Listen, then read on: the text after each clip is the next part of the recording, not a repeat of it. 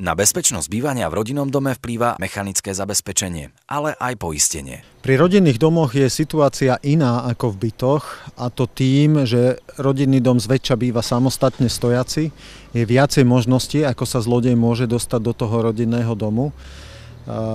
Takže sú to nielen hlavné vstupné dvere, ktoré si treba vymeniť za kvalitné, certifikované bezpečnostné dvere, ale treba sa pozrieť aj na zadné východy, aj na terasové východy. Poistenie rodinného domu predstavuje v súčasnosti jednu z najlepších alternatív ochrany vášho osobného majetku, nakoľko bezpečnostné opatrenia i napriek tomu, že v dnešnej dobe sú často sofistikované, elektronické, väčšina z nich je v konečnom dôsledku tak či tak obíduteľná alebo prekonateľná tými zlodejmi.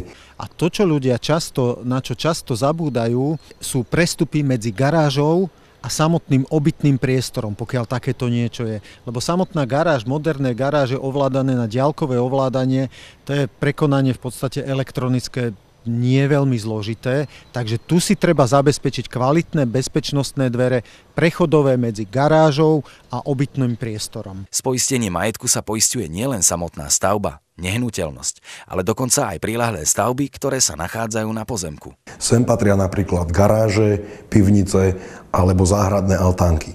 Častokrát sa stáva, že i tieto priestory sa stávajú terčom zlodejov. Takisto zákazníci alebo klienti práve v týchto priestoroch skladujú veci, ktoré majú určitú finančnú hodnotu.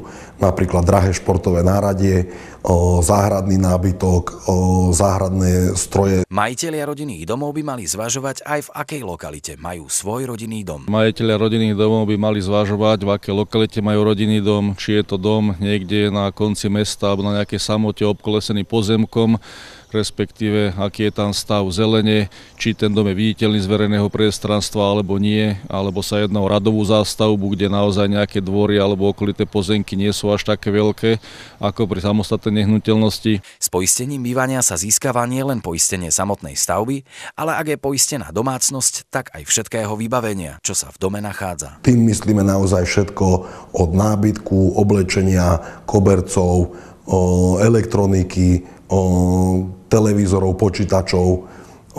Všetko toto je chránené pred krádežou alebo vandalizmom. Je potrebné tiež zvážiť všetky zraniteľné miesta na dome, ktorými by mohol zlodej vniknúť do domu. Samozrejme, tu už je o mnoho viac faktorov, kde je ten dom zraniteľný, či sú to rôzne pivničné okná, garážové dvere, okna na poschodí, balkóny a podobné veci. Čiže ja by som tu dal na zváženie naozaj nielen mechanické zabezpečenie, ale kombináciu mechanického, elektronického zabezpečenia, nejaký systém v dome, ktorý pomôže majiteľovi, aby sa vyhol krádeži vlámaním. Takisto na okná, na všetkých prízemných častiach sa treba sústrediť. Tu je dobrá správa v tom, že nie je treba meniť okná, už existujúce okná, ale dajú sa z bežných, moderných, napríklad aj plastových okien, spraviť skutočne okná bezpečnostné, a to zabezpečením kvalitnej fólie na skla a kvalitného uzamykacieho mechanizmu na okná. Často sa stretávame s nepochopením, do akej výšky by mal byť dom poistený.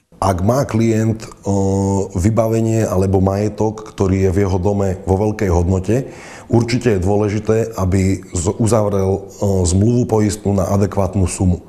To znamená, že ak mám napríklad domáce kino v hodnote 15 000 eur, tak nie je vhodné uzavrieť poistnú zmluvu na nižšiu sumu, napríklad 5 000 eur.